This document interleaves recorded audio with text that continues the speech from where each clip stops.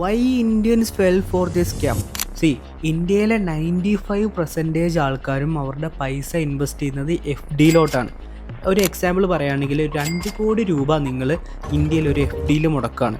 നമുക്ക് ഒരു വർഷം കിട്ടുന്ന റിട്ടേൺസ് എന്ന് പറഞ്ഞാൽ 7 to 8% ആണ്. ഇന്ത്യയിലെ ഇൻഫ്ലേഷൻ നോക്കുകയാണെങ്കിൽ 6 to 7%. അതുപോലെ ടാക്സ് നോക്കുകയാണെങ്കിൽ 30% ആണ്.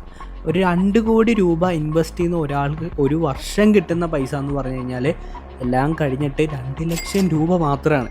നേരെ മറിച്ച് ഒരു എക്സാമ്പിൾ പറയുകയാണ്, നിങ്ങൾ ഇതിന് പകരം ദുബായിൽ ഒരു പ്രോപ്പർട്ടീനകത്താണ് ഇൻവെസ്റ്റ് ചെയ്യുന്നത് കൂട്ടിക്കോളും, 2 കോടി രൂപ.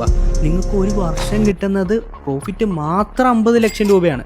ഇവിടുത്തെ ക്യാപിറ്റൽ അപ്രിസിയേഷൻ ഏകദേശം 8% to 10% ആണ്. അതുപോലെ റെൻ്റൽ ഈൽഡ് ഭയങ്കരമാണ്.